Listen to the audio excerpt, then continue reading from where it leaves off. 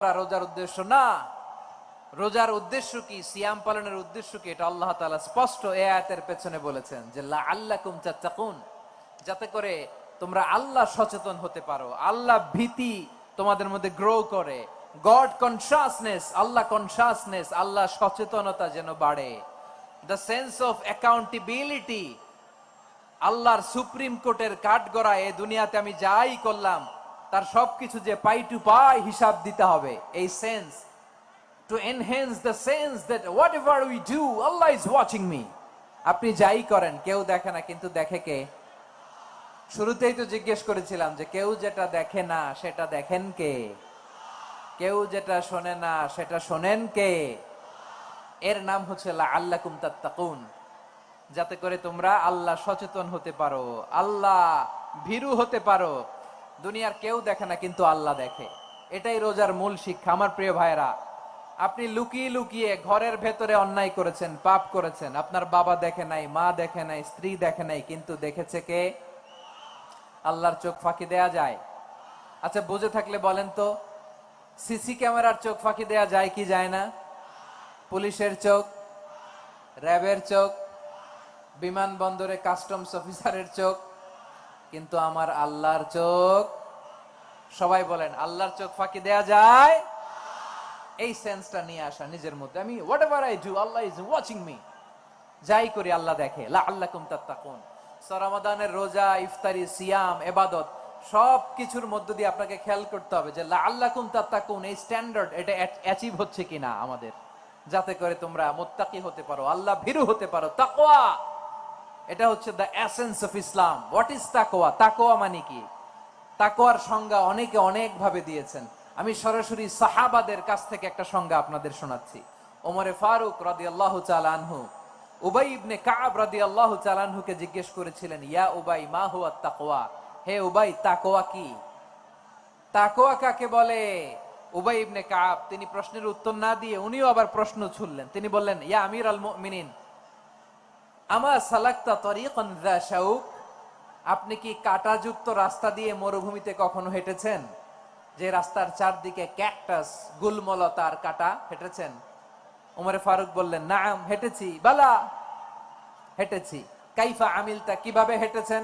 ওমরে ফারুক বললেন, শাম্মারতু ওয়াজতাহাতু, আমি আমার জামা, জুব্বা আর চাদর আটোসাটো করে গায়ের সাথে এমন ভাবে মিলিয়ে রেখেছি, এমন সাবধানে হেঁটেছি যাতে করে মরুভূমির ক্যাকটাসের গুলমলতার কাঁটা আমার গায়ে বিঁধে না যায়। উবাই ইবনে কাব বললেন, ফাযালিকা হুয়া তাকওয়া, আরে তাহলে আপনি তো ঠিকই জানেন তাকওয়া মানে কি, এটাই তো তাকওয়া। ওই রাস্তা দিয়ে যেভাবে হেঁটেছেন পুরো দুনিয়ার জিন্দেগিটা এইভাবে সাবধানে চলার নামই হচ্ছে তাকওয়া। চিল্লায় বলো ঠিক কিনা? এই দুনিয়াতে পাপ পঙ্কিলতা থাকবে, শয়তানির হাতছানি থাকবে, অপরাধ প্রবণতা থাকবে, নফসের খায়েশ থাকবে, অন্যায়ের হাতছানি থাকবে, সব কিছুকে দলে মুচড়ে পেছনে ফেলে সাবধান হয়ে এই দুনিয়ার সিরাতুল মুস্তাকিমের পথে চলতে হবে। যেই রাস্তা শুরু হয়েছে দুনিয়াতে, শেষ হয়ে গিয়েছে আল্লাহর জান্নাতের ভেতরে। চিল্লায় বলেন ঠিক কিনা? আমার প্রিয় চাঁপাইনবাবগঞ্জের ভাইয়েরা, এটার নামই তাকওয়া। উবাই ইবনে কাব বললেন, ও আমিরুল মুমিনিন, ওই কাঁটাযুক্ত গুলমলতার রাস্তার মধ্যে ঠিক যেমনি সাবধান হয়ে আপনি হেঁটেছেন, এই দুনিয়ার বুকে ওই সাবধান হয়ে চলার নাম হলো তাকওয়া। সুবহানাল্লাহ। তাহলে তাকওয়া কারে বলে? আমার চাঁপাইনবাবগঞ্জের কলিজার টুকরা ভাইয়েরা, বুঝতে পারছেন আপনারা? হ্যাঁ, তাকওয়ার শুধু দুইটা নমুনা আপনাদের সামনে পেশ করব, আপনাদের ক্লিয়ার হয়ে যাবে। একটা নমুনা তো দিলাম, আরেকটা নমুনা, সেটাও ওমরে ফারুক রাদিয়াল্লাহু তাআলা আনহুর জীবনী থেকে। উনি ছিলেন ন্যায়পরায়ণ শাসক। রাত্রিবেলা প্রজাদের কি হাল হাকিকত, কি অবস্থা, ঘুরে ঘুরে প্যাট্রোলিং করতেন পুলিশের মতো। তো সারা রাত প্যাট্রোলিং করে সারা রাত তিনি ঘুরেছেন কার কি অবস্থা দেখে। শেষ রাতে তিনি ফিরে আসতেছেন। তিনি থাকতেন, সহিহ বুখারীতে এসেছে, কানা ইয়াসকুনু ফি আওয়ালিল মদিনা, মদিনার উঁচু এলাকায় থাকতেন। তো ফিরে আসার সময় উনি একটা প্রাচীর বেষ্টিত ঘরের পাশে দুইজন নারীর কথোপকথন শুনতে পেলেন। কয়জন নারীর? দেখি আপনাদের মনোযোগ আছে কিনা, বলেন কয়জন নারীর? একজন বৃদ্ধা, একজন যুবতী। উনি কান লাগিয়ে শুনতে পাচ্ছেন। বৃদ্ধা মা, ওমরে ফারুক কাউকে দেখতে পাচ্ছেন না, শুনতে পাচ্ছেন। বৃদ্ধা মা তার যুবতী মেয়েকে বলে, এই তাড়াতাড়ি ওটের দুধ দহন করে ওটের দুধের সাথে পানি মিশাও, তাইলে কালকে বাজারে মদিনায় বেশি দামে বিক্রি করা যাবে, লাভ হবে অনেক। বৃদ্ধা মহিলা এটা বললেন। যুবতী মেয়ে উত্তরে বলে, মা আপনি জানেন না আমিরুল মুমিনিন খলিফাতুল মুসলিমিন ওমরে ফারুক দুধে পানি মিশানোকে দণ্ডনীয় অপরাধ বলে ঘোষণা দিয়েছে, জানেন না? এবার বৃদ্ধা মহিলা বলে, আরে পাগলি, এই ভোর রাতে আমিরুল মুমিনিন ওমরে ফারুক আসবে কোত্থেকে? উনি আসবে কোত্থেকে? ওনার পাইক পেয়াদা সিকিউরিটি আসবে কোত্থেকে? কেউ দেখবে না। আরে কেউ দেখবে না, তাড়াতাড়ি দুধের সাথে পানি মেশাও।